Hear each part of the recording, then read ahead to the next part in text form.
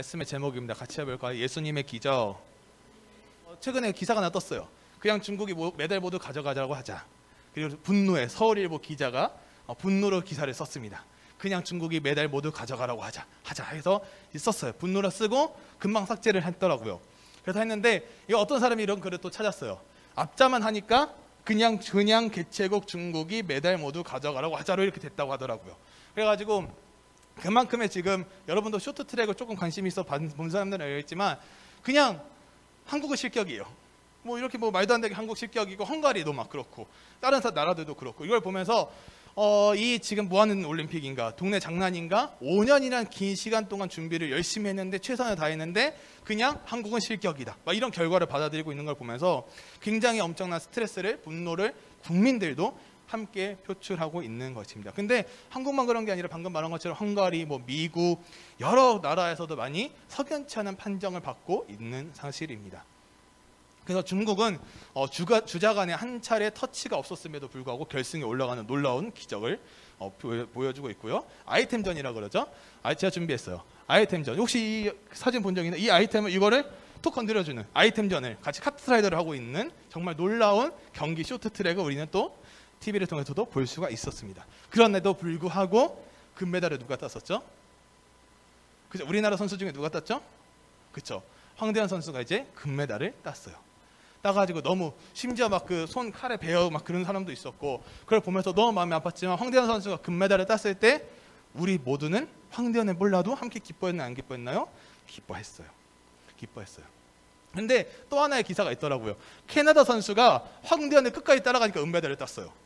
황대현만 쫓아갔는데 은메달을 땄다는 놀라운 사실을. 그래서 한국 선수가 그만큼 빠르고 잘하는 거를 또 알고 정말 올림픽에 나와서 열심히 끝까지 따라갔더니 은메달을 땄다. 막 이렇게 이 감격한 캐나다 선수의 기사까지도 우리는 볼 수 있었다는 것입니다. 근데 여기서 말하고 싶은 거는 뭐냐? 이런 스포츠 종목, 우리는 동계올림픽, 뭐 월드컵, 올해 카타르 월드컵이 있나요? 그렇죠. 올해 카타르 월드컵이 있죠. 그럼 또 월드컵 한다 그러면 사람들이 어떻게 하죠? 뭐 새벽에 하든 밤 늦게 하든 아침에 하든 다들 그 시간에는 어떻게든 생중계로 보려고. 이제 가끔 요즘은 잘 모르겠어요. 인터넷으로 하다 보니까 잘 모르겠는데 한 10년 전, 15년 전만 해도 이게 스카이라이프, 옛날에 달려있던 그 쥐구본처럼 생긴 그런 거를 달고 있던 집들은 이제 아파트를 여름에는 문을 열잖아요. 창문을. 그러면 시간차가 있어요. 그래서 밑에서 우와 이래요. 왜? 그러면 우리 집이 또 꼴르고 갑자기. 그 밑에서 발을 지르면 우리 집이 꼴르는 거예요. 그 다음에 한 3초 정도 시간 차이가 있었는데 그런 거 보면서 느끼는 건 뭐냐? 모두가 한 마음 한 뜻이 되어서 이 경기에 집중을 하고 있다. 대한민국 국민이라는 것은 어떠한 의미냐? 우리가 하나를 보여주고 있다는 것을 볼 수가 있다는 것입니다. 근데 오늘 예수님의 사역을 한번 볼까요? 그럼 예수님의 사역을 보면 수많은 사역을 감당하셨는데 예수님이 그 사람을 알아서 고쳐주신 것도 있지만 그 사람이 찾아오는 케이스도 꽤 많았다는 것입니다. 오늘 11장 초반부터 전체적인 배경을 보면은 마리아와 마르다의 자매 이야기가 나옵니다. 마리아는 우리가 잘 알고 있듯이 어떤 사람이냐? 예수님의 발에 향유를 붓고 예수님의 발을 향유를 자신의 머리로 닦는 이야기부터 나오죠. 근데 오늘 보면 3절에 보니까 이에 그 누이들이 예수께 사람을 보내어 이르되 주여 보시옵소서 사랑하는 자가 병들었나이다 하니. 여기서 사랑하는 자는 누구를 말할까요? 나사로를 말합니다. 나사로는 가족입니다. 가족인데 단순히 그냥 가족을만 의미하는 것이 아니라 가족을 넘어 예수님께는 한 명의 누구에게도 편견이 없는 사랑을 고스란히 가지고 계시는 분이기 때문에 나사로를 몰라도 예수님 앞에 데려갔을 때는 사랑하는 자가 병들었다. 내 가족이 병들었고 예수님이 사랑하는 예수님의 자녀도 병이 들었다라는 것을 의미를 하는 것입니다. 그래서 오늘 본문 읽은 데는 죽은 나사로가 나오지만 11장 처음부터 보면 이제 나사로는 살아있었어요. 살아있다가 병들어 죽는 이야기가 나오는데 오늘 본문 4절 말씀입니다. 우리 같이 한 목소리를 읽어보겠습니다. 4절이요. 시작. 예수께서 이 병은 죽을 병이 아니라 하나님께 영광을 위함이요 하나님의 아들이 이로 말미암아 영광을 받게 하려 함이라 하시더라. 아멘. 뒤에서는 죽은 나사로를 보지만 애초에 죽을 병이 아니라 뭐라고요? 하나님의 영광을 위함이라. 하나님의 영광을 위한다는 이야기를 예수님께서 먼저 하시죠. 근데 여러분 상식적으로 한번 생각해 볼게요. 내 동생이 아파요. 내 오빠가 아파, 내 가족이 아파, 병들어서 죽을 것 같아. 근데 예수님께서 그 병은 죽을 병이 아니니라. 그럼 뭐라 생각하겠어요, 여러분? 미친 거 아니야? 지금 죽게 생겼는데 뭔 소리 하는 거예요? 라고 생각하지 않을까요? 대부분의 인간적인 생각, 대부분의 사람들의 생각은 거기서 반항심이 생길 거예요. 아, 예수님 그냥 한 번에 고쳐지면 되지 무슨 뭐 죽을 병이 아니라고 하십니까? 그러면 왜 죽어가는데요? 라고 우리는 오히려 반발하지 않을까요? 대부분의 사람들은, 우리의 생각들은 이렇게 말씀에 열심히 순종했지만 급한 일이 생기고 급한 상황이 터지면 그 앞에는 하나님이 우선이 되는 게 아니라 내가 먼저, 내 신앙이 먼저 우선이 되는 때가 너무나도 많다는 거예요. 그 말은 무엇을 말하냐? 오늘 두 가지를 보면서 함께 그 이야기도 함께 좀 나누려고 하는데, 첫 번째는 바로 이것입니다. 저를 따라해 볼까요? 기적은 예수님의 말씀대로 행해진다. 다시 해볼까요? 기적은 예수님의 말씀대로 행해진다. 예수님께서는 이제 잠시 머물다가 다른 곳으로 가세요. 다른 곳으로 이동하셔서 가시는 예수님과 제자들의 모습이 오늘 본문 앞에서 나오고 있죠. 그리고 다시 예수님과 제자들이 베다니에 도착해서 나사로가 죽은 지 사흘을 맞이하게 됩니다. 오늘 본문에 이제 21절인데 마르다가 예수께 여짜오되 주께서 여기 계셨더라면 내 오라버니가 죽지 아니하였겠나이다. 이 말의 의미가 무엇이냐? 단순히 그냥 나사로는 죽었고 예수님의 말씀이 잘못됐고 틀렸다 그런 것을 의미할까요? 그런 것을 의미하는 것이 절대 아니에요. 근데 이해한 것처럼 보여요. 왜냐하면 예수님을 마리아와 마르다는 알고 있었으니까. 그러나 이 말의 뜻을 조금 더 보면은 단순히 슬픔에 잠겼던 그 모습이 어떻게 되냐? 아, 예수님이 조금만 일찍 오셨더라면 어땠을까? 그런 한탄을 좀 생각은 할 수가 있겠지만 표현을 하지 않습니다. 왜냐? 22절. 그러나 나는 이제라도 주께서 무엇이든지 하나님께 구하는 것을 하나님이 주실 줄을 아나이다. 섭섭한 마음은 있었겠죠. 예수님이 좀 일찍 오셨으면 아, 오빠가 죽지 않고 동생이 죽지 않고 살았을 텐데 왜 지금 오셔서라는 섭섭한 마음도 들었을 겁니다. 하지만 예수님을 만났을 때 마리아의 고백은 뭐죠? 아, 이제라도 주께서 무엇이든지 하나님께 구하는 것을 하나님이 주실 줄을 아나이다. 믿음의 고백을 한다는 거예요. 믿음은 내 생각이 들어가는 것이 아닌 예수님의 말씀대로 행해지는 것이 바로 믿음인데, 우리는 이 마르다의 이야기, 주께서 무엇이든지 하나님께 구하는 것을 하나님이 주실 줄 아나이다, 이 고백이 그냥 믿음의 고백으로 나온다는 것이 아니라는 거예요. 이 믿음의 고백은 내가 하나님의 말씀대로 행해지는 것을 순종하는 그 단계로부터 시작이 되면 그때부터 이 고백이 나올 수 있다는 거예요. 이제 주께서 무엇이든 그 구할 것을 믿음으로 고백하는 그 시작점이, 나사로는 분명히 죽었어요. 죽었지만 이 죽음에도 분명한 의미가 있겠다, 하나님이 주시는 의미가 있지 않을까라는 그 믿음의 고백을 하게 되는 것입니다. 이러한 기적은 예수님의 말씀대로 행해지는 거예요. 근데 예수님의 말씀을 이미 했죠. 이 병은 죽을 병이 아니다. 앞에서 얘기하셨어요. 마르다가 그걸 생각할 수 있었겠죠. 그러나 뭐 경황이 없었는지 모르겠어요. 성경에 안 나와 있으니까. 그런데 마르다는 뭐 하고 있었냐? 이미 간증을 하고 있었다는 것입니다. 믿음의 고백을 한다는 것은 간증을 한다는 건데, 삶으로의 고백을 하고 있는 오늘 본문 39절 이렇게 나와 있어요. 오늘 같이 한번 읽어볼까요? 39절입니다. 같이 읽겠습니다. 시작. 예수께서 이르시되 그 죽은 자의 누이 마르다가 이르되 주여 죽은 지가 나흘이 되었음에 벌써 냄새가 나나이다. 아멘.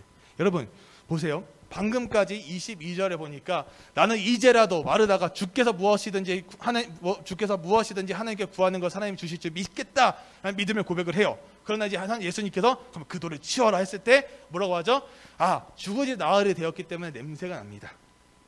또 인간적인 생각이 나는, 계속 사람의 이 패턴이 계속 반복된다는 거예요. 계속 이 믿음이라는 것은, 여러분 잘 기억해야 되는 것은, 믿음이 한번 딱 성장했다 끝나는 것이 아니에요. 믿음은 다시 오르락내리락 한다는 거예요. 여러분 성적을 생각해 보세요. 공부를 할 때와 공부를 안 할 때 성적이 똑같나요, 다른가요? 비슷해요. 오, 놀라운 사실, 비슷해요. 늘 경제를 찍고 있었나요?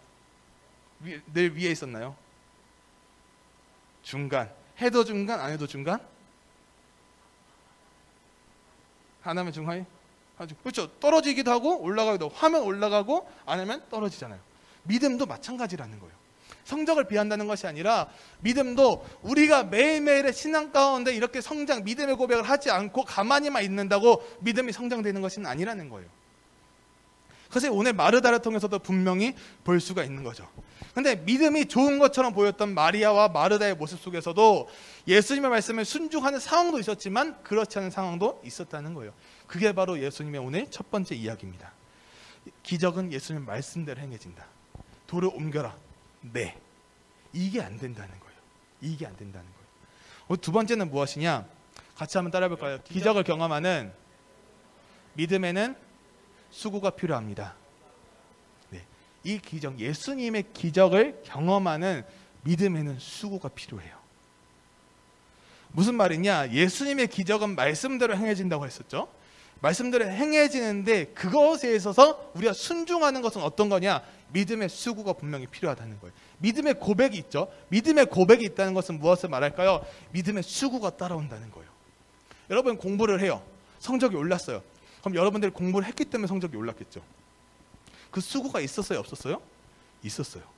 동계올림픽에 나가는 선수들이요? 그냥 나갔을까요? 그 안에서의 치열한 경쟁을 통과를 한 사람들 중에 국가대표로 선발된 사람들이 올림픽에 나가는 거죠. 2022년 카타르 월드컵이 올해 말에 열려요. 10월인가 열리나요? 11월 열리나요? 아무튼 언제 열려요. 하반기에 열려요. 그러면 그 나가는 국가대표 축구 선수들은 아무나 뽑을까요? 제비뽑기로?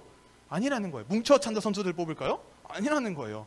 정말 이 한국에서 내노라는 선수들을 뽑아서 나간다는 거예요. 나가서도 근데 경기에서도 지죠. 왜요? 실력의 차이가 있으니까. 우리는 이런 거에 수고가 분명히 있어야 되는데 이런 우리가 살아가는 것에 대한 수고는 분명히 생각을 하는데 믿음에 대한 수고는 생각하지 않을 때가 분명히 많다는 것입니다. 마르다의 생각은 오히려 시체 썩은 냄새와 흉한 몰골을 보이면 어떤 생각이 있을까요? 저는 그런 생각을 했어요. 이런 생각을 하면서 오히려 예수님께 신뢰가 될 수 있고 이웃들에게 본이 되지 않을 수 있기 때문에 오히려 그냥 시체 썩은 냄새와 이 흉한 모습을 안 보이려고 이런 말을 하지 않았을까라는 생각도 해봅니다. 그러나 돌을 옮겨놓으라는 말씀은 예수님의 제안처럼 들릴 수 있어요. 돌을 옮겨보면 어떨까라는 제안처럼 들릴 수 있지만 이 말의 뜻은 돌을 옮기라라는 제안이 아닌 명령입니다. 마르다야 너의 생각은 어떠하니라고 묻는 게 아니라 이 말씀은 뭐냐? 명령이요. 돌을 옮겨라. 돌을 옮겨라. 즉 믿음의 수고에 뒷받침되는 것은 예수님의 말씀의 명령에는 순종이 함께 담겨져 있다는 뜻입니다. 명령이 우리는 거부할 수 있을까요? 거부할 수 없다는 거예요. 2006년 좀 오늘 스포츠 얘기를 좀 하는데 2006년 독일 월드컵에서 한국과 스위스가 붙었어요. 예선 3차전에서 한국이 2대0으로 졌습니다. 근데 두 번째 골을 먹혔어요. 어떻게 먹혔는지 혹시 아는 친구 있나요? 두 번째 골을 어떻게 먹혔냐? 골을 먹히기 전에 한국 선수들은 오프사이드라 생각을 하고 뛰다가 멈췄어요. 오프사이드를 외치면서. 근데 부심은 길을 들었나요? 안 들었나요? 예? 그렇죠. 들었는데 든 걸 보고 오프사이드인 걸 확인을 했는데 주심은 휘슬을 불지 않았어요. 즉 무엇을 말하냐? 이 주심은 휘슬을 부는 게 중요한데 우리는 그걸만 길을 보고 멈췄다는 거예요. 즉 무엇을 말하냐? 끝까지 결과를 보고 생각을 해야 되는데 그 하나만 보고 부심이 결정하는 것도 있겠지만 결국에 제일 중요한 건 부가 아니라 주죠. 주심이 결정하는 거에 따라야 된다는 거예요. 그래서 골을 먹혔어요. 골을 먹혔어요. 막 항의를 하죠.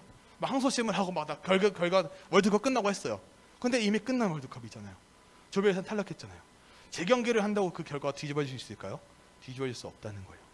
그냥 그대로 끝났다는 거예요. 이 믿음에도 무엇을 말할까? 단순히 그냥 우리 예수님의 말씀을 우리가 듣고 깨닫는 것에 있어서도 예수님의 기적을 경험한 마리아와 마르다의 모습에도 분명히 믿음만이 가득할 것처럼 보였어요. 왜요? 마리아의 모습은 예수님께 비싼 향유를 붓고 자신의 머리를 닦았어요. 왜 그런 짓을 하냐라고 사람들은 욕했겠지만 마리아의 믿음의 고백이었거든요. 근데 이 시대를 살아가는 사람들도 동일해요. 믿음만을 가지고 살아가는 사람이 없다는 거예요. 결국 그 롤러코스터와 같은 경험을 우리는 하게 된다는 거죠. 단순히 예수 그리스도만 잘 믿으면 믿음의 수고가 없이도 신앙생활이 가능하다는 것을 생각할 수 있지만 우리에게 필요한 것은 이 믿음의 수고라는 것입니다. 오늘 본문 43절입니다. 우리 같이 한 목소리 읽어보겠습니다. 시작. 이 말씀을 나사로야 나오라 부르시니. 아멘. 예수님께서 이제 뭐 하시죠? 나사로를 부르시죠. 돌을 옮기라라는 명령을 하시고 그 다음 하신 거는 나사로야 나오라. 크게 큰 소리로 명령을 하십니다. 그리고 죽었던 나사로가 살아나는 사건입니다. 그리고 그 많은 광경을 본 사람들이 예수 그리스도를 믿게 되면서 오늘 말씀의 마무리가 되죠. 두 가지로 우리 함께 배웠어요. 첫 번째는 뭐였죠? 기적은 무엇의 말씀대로? 예수님의 뭐대로? 말씀대로 행해진다. 두 번째는 기적을 경험하는 믿음에는 뭐가 필요하다고요? 수고가 필요하다는 거예요. 말씀대로 행해지는 기적에 우리는 순종한다는 그 믿음의 수고가 필요하다는 거예요. 수고를 한다고 해서 우리가 막 힘을 쓰고 노력해서 막 지쳤어 그런 거 아니라 이 수고를 해고 났을 때에 기쁨을 누리게 된다는 것은 엄청나게 말로 표현할 수 없는 기쁨을 얻게 된다는 거예요. 우리가 세상을 살아갈 때 그 힘듦, 지침 막 그런 게 아니라 이 하나님의 말씀에 순종했을 때 때로는 의심이 될 수 있어요. 왜요? 하나님 왜요? 하나님 왜요? 왜요? 라고 생각할 수 있어요. 이 마리아와 마르다도 그러지 않았을까요? 나사로가 죽었는데 돌을 옮기라. 아니 죽어서 신체를 저렇게 했는데 왜 옮기라는 거예요? 말이 되는 소리를 하세요 라는 생각할 수 있지만 우리가 계속 앞에서부터 요한복음 1장에서부터 보았던 예수님의 기적을 보세요.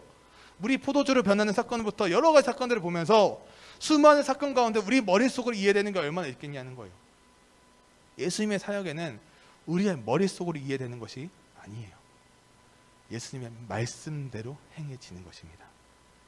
아무리 말씀을 잘 들어도 우리 삶 속에 믿음의 수고가 없다면, 일주일의 삶 속에 우리의 말씀이 없다면, 예수 그리스도가 없다면 믿음의 수고는 없다는 것입니다. 그래서 오늘 딱 한 가지를 여러분 결론을 지으면서 이 한 가지를 여러분에게 미션을 주려고 해요. 무엇이냐? 저를 따라 볼 거예요. 하나님 의식하기. 다시 한번 하나님 의식하기. 한 주간 이걸 실천했으면 좋을 것 같아요. 그게 무슨 말이냐? 여러분들은 세상 눈치를 많이 보는 것 같아요? 하나님 눈치를 많이 보는 것 같아요?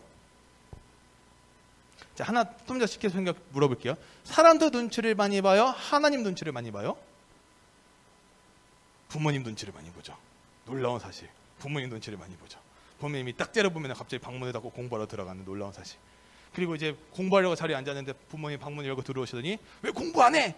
공부하려고 그랬어! 그럼 그때부터 뭔 일이 일어나죠? 전쟁이 일어납니다. 네. 그런 거 말고 이 하나님을 의식한다는 것은 무엇이냐? 우리가 매일매일 삶 속에서 어떠한 일을 하든 내가 무언가를 잘못할 때 누군가가 보지 않는다고 그냥 무언가 잘못 행하는 것이 아니라 누군가가 보지 않아도 하나님의 나를 보고 계신다는 그 의식을, 시선을 의식을 하는 거예요. 우리가 더 잘할 거예요. 여러분 스스로 더 잘할 거예요. 내가 하나님을 경험했다, 안 했다, 그거의 문제로 의식한다, 안 한다를 생각하는 것이 아니라 우리가 이 매일매일 말씀을 읽고 큐티를 하는 것에 있어서 우리는 얼마나 최선을 다한지를 한번 생각해 보자는 거예요. 큐티를 왜 해요? 큐티를 왜 합니까? 큐티의 뜻이 뭐합니까? 콰이어트리 타임이에요. 조용히 하나님과 1대1로 묵상하는 시간이에요. 누군가에게 묵상하라는 것이 아니에요. 하나님과의 교제의 시간을 의미한다는 거예요. 그러면은 큐티를 하면은 적용이 있겠죠. 나는 오늘 어떠한 말씀을 어떻게 살겠다라는 적용이 있을 거 아니에요. 그러면 나는 그렇게 살고 있냐를 한번 반성해 보자는 거예요. 저의 큐티를 이제 본 친구들도 있고 선생님들도 계시겠지만 저의 큐티의 맨 마지막은 늘 원하고 바라고 기도합니다요. 늘 고정이에요. 원하고 바라고 기도합니다. 그리고 또 하나의 고정되는 문장이 있어요. 한 이틀에 한 번 나오는데 살아가고 살아내기를. 이 문구가 꼭 들어가요. 왜냐? 왜 들어갈까요? 원하고 바라고 기도하는 그 간절한 마음이 오늘 큐티 안에 담겨져 있어야 된다는 거예요. 여러분이 살아가는 삶 속에 하나님의 말씀의 비중이 몇 %입니까? 마리아와 마르다도 분명히 엄청 믿음이 좋고 신실한 사람이었을 거예요. 하나님의 자녀였을 거예요. 그러나 인간의 생각이 들어가면 인간의 생각은 하나님의 생각을 뛰어넘을 수가 없어요. 근데 우리는 뛰어넘으려고 그러죠. 하나님이 누군데요? 와보라 그러세요. 그럼 하나님 짬 나타나면 어떡할 건데요? 우리가 그 마지막 때에 예수 그리스도를 만날 그때까지 우리가 어떻게 그리스도인으로 살아갈 것인가. 제가 누누이 말했던 거 있죠. 시험 기간이라고 교회 빠지지 말라고. 뭐 때문에 교회 빠지지 말라고. 우리가 뭐 때문에 툭 하면 교회 빠지고 뭐 하면 교회 빠지고, 물론 코로나 걸리거나 그런 아픔이 있으면 어쩔 수가 없지만 우리가 할 수 있는 최선의 노력을 다해서 하자는 거예요. 주일날 드려지는 1시간 예배, 매일 아침에 10분 큐티하고 기도하는 시간, 이게 정해진 루틴이 없이 그냥 다른 루틴만 정하는 것이 아닌 세상을 의식하며 살아가는 그리스도인이 아닌 하나님을 의식하며 세상 속에서 하나님이 주시는 그 담대함으로 우리가 살아가고 살아내는 모든 청소년들이 되기를 소망하며 같이 해볼까요? 아멘.